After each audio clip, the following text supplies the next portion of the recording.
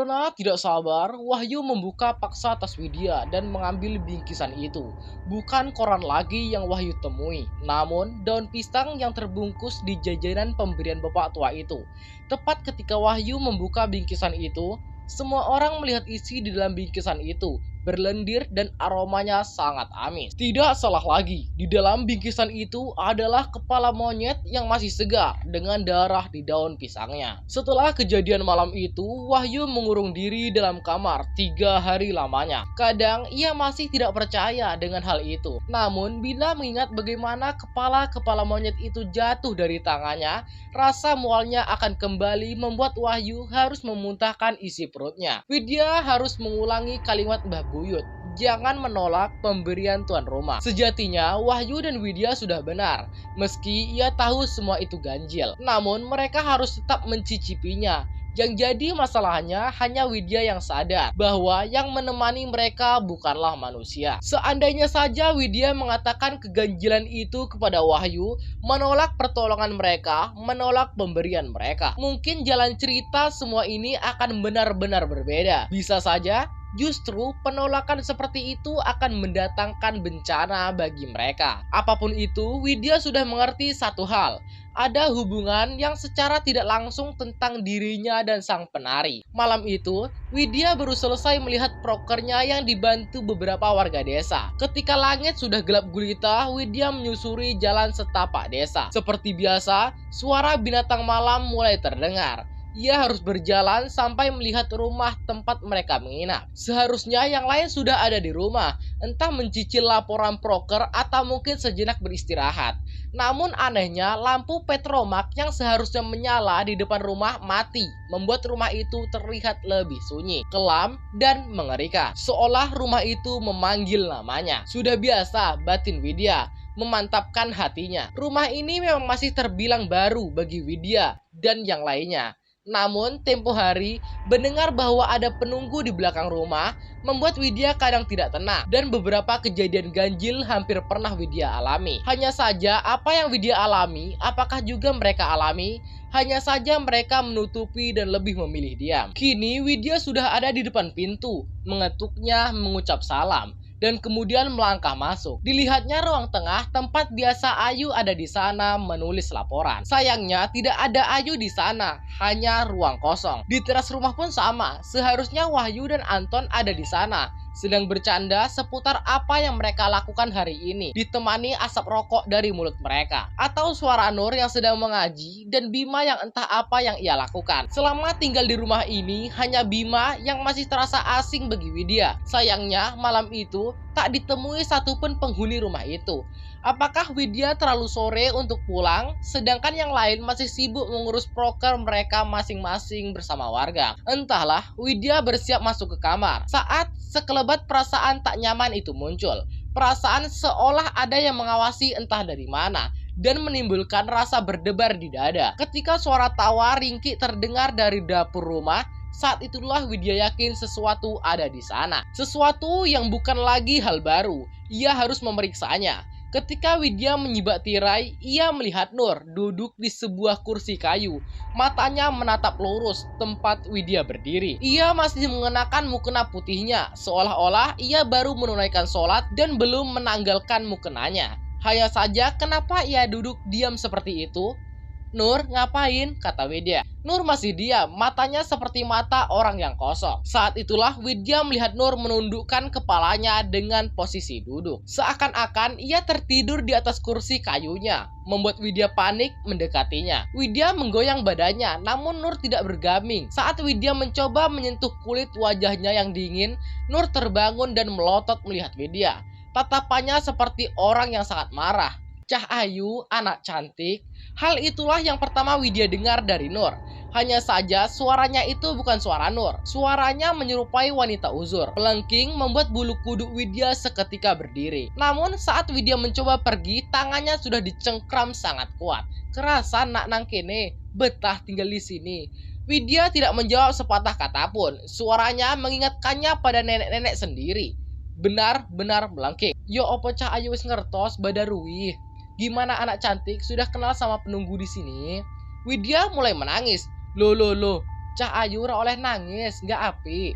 Anak cantik nggak boleh menangis.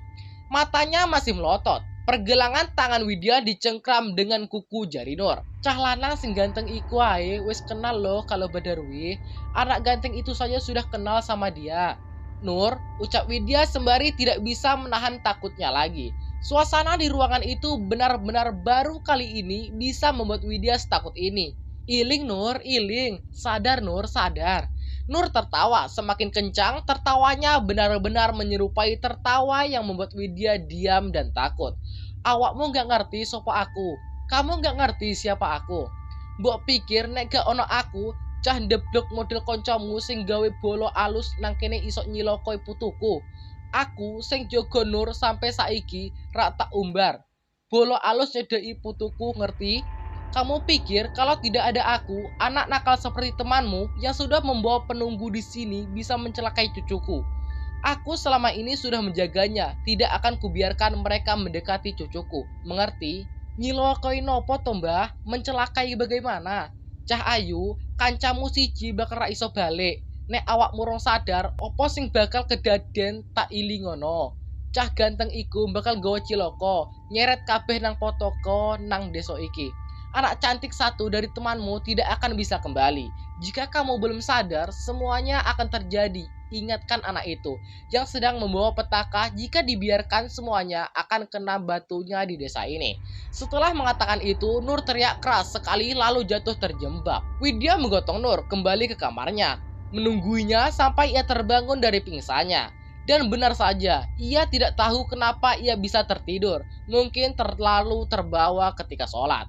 Nur bercerita saat di pondok, kalau sudah kudu menikmati sholatnya, biasanya sampai ketiduran. Entah apa yang Widya pikirkan sampai tiba-tiba ia bertanya hal yang Nur paling tidak sukai. Sejak kapan bisa melihat begituan?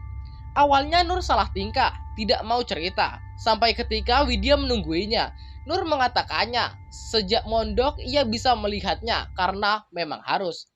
Gaib itu ada, kata Nur. Sebenarnya tiap orang ada yang jaga, jenisnya berbeda-beda. Ada yang jahat, ada yang baik, ada yang cuma mengikuti, ada yang cuma numpang lewat. Awakmu ono sing jaga, kamu ada yang jaga? Tanya Widya. Jarene ono, katanya ada, ucap Nur. Suaranya pelan seperti tidak mau menjawab. Kok jarene, kok katanya? Aku ora tau ndelok Wid, aku dikandani koncoku sadurunge metu tekan pondok. Jarene sing jaga aku wujude Mbah Dok, Mbah Gumbien. Aku belum pernah melihatnya langsung. Aku dikasih tahu temanku sebelum keluar dari pondok. Katanya wujudnya menyerupai nenekku. Setelah mendengar itu, Widya hanya mendengar Nur bercerita tentang pengalamannya selama mondok. Namun, Widya lebih memikirkan hal lain. 23 hari sudah dilalui. Setiap hari, perasaan Widya semakin tidak enak. Dimulai dari warga yang membantu prokernya mulai tidak datang satu persatu. Kabarnya mereka jatuh sakit. Anehnya, itu terjadi di proker kelompok mereka yang berurusan dengan sinden. Pernah suatu hari, Widya mendengar secara tidak langsung kalau ini semua karena sindinya mengandung kutukan. Tapi Pak Prabu bersikeras itu mitos, tahayul, sesuatu yang membuat warga desanya ketinggalan zaman. Namun satu kali Widya pernah dikasih tahu warga bila sinden ini ada yang jaga. Katanya sinden ini dulu sering digunakan untuk mandi oleh dia. Dia yang dibicarakan ini tidak pernah disebut warga. Namun, yang mencurigakan dari kasus ini adalah nama sinden ini adalah sinden kembar. Sinden kembar, Widya selalu mengulangi kalimat itu. Sinden kembar membuat Widya semakin penasaran. Alasan kenapa Pak Prabu memasukkannya ini menjadi prokernya adalah agar air sungai dapat dialirkan ke sinden ini. Sehingga warga tidak perlu lagi jauh-jauh mengambil air ke sungai yang tanahnya terjal. Namun seperti ada yang ganjil. Malam itu, Ayu mengumpulkan semua anak perihal masalah yang mereka hadapi. Hampir setengah warga yang membantu proker mereka tidak mau melanjutkan pekerjaannya. Alasannya bermacam-macam, sibuk berkebun sampai badannya sakit semua. Dari semua anak yang punya usul, hanya Bima yang tidak seantusias yang lain. Di malam itu juga Widya ingat yang dikatakan Wahyu. Setiap malam Bima pergi keluar rumah, entah apa yang dilakukannya. Widya sengaja bergadang hanya untuk memastikan. Dan ternyata benar, malam itu Bima pergi keluar rumah. Widya masuk ke kamar Bima. Di sana ada Wahyu sama Anto. Yang pertama Widya lakukan membangunkan Wahyu. Meski enggan, Widya terus memaksanya. Setelah Wahyu benar-benar terjaga, Widya memberitahu kalau Bima baru saja keluar. Wahyu hanya menatap Widya keheranan. Aku lak wis tau ngomong, aku kan sudah pernah bilang. Lah ya, ayu ditotno nang di arek iku. Lah iya, makanya ayo kita ikuti kemana anak itu. Gawe opo? Paling nang ome Prabu dan tong bambune. Buat apa? Paling dia ke rumah Pak Prabu memperbaiki tong sampahnya yang dari bambu. Yo wis mboh, yo sudah terserah. Widya keluar dari kamar itu, kemudian ia pergi menyusul sendirian. Bima itu anak cowok yang religius, sama kayak Nur, karena mereka memang sudah dekat di kampus. Tapi Anton sering cerita kalau kadang dia memergoki Bima onani di dalam kamar. Dan itu tidak sekali dua kali. Masalahnya adalah saat Bima melakukan itu ada suara perempuan. Widya tidak terima Bima dikatakan itu oleh Anton. Widya pun bertanya dari mana dia tahu Bima onani. Heh, mbok pikir aku rak roh wong onani iku yo opo? Kamu pikir saya nggak tahu bagaimana cowok onani? Widya masih diam mendengarkan penjelasan Anton. Sing dadi masalah iku nggo Bima onani. Kabeh lanang pasti tahu onani. Aku nggak munafik.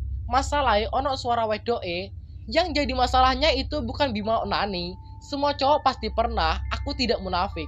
Masalahnya ada suara perempuannya. Pas tak enteni sopo arek iku, nek gak awakmu pasti Ayu, nek gak Nur, tapi ra ono sopo-sopo sing nang kamar ambek cah kuwi. Ketika aku tunggu siapa perempuan itu, kukira itu kamu, kalau nggak Ayu atau Nur, ternyata tidak ada siapa-siapa di dalam kamar sama dia. Terus tanya Widya, suara sopo sing tak rungokno lek ngono? Suara siapa dong yang ku dengar waktu itu? Masalahnya aku sering krungu, mesti ono suara iku. Masalahnya aku sudah sering dengar selalu ada suara itu. Cerita Anton membuat pandangan Widya berubah. Dan malam itu, ia melihat Bima berjalan jauh ke timur, arah menuju sebuah tempat yang seringkali membuat Widya merinding tiap memandangnya. Tipa Talas.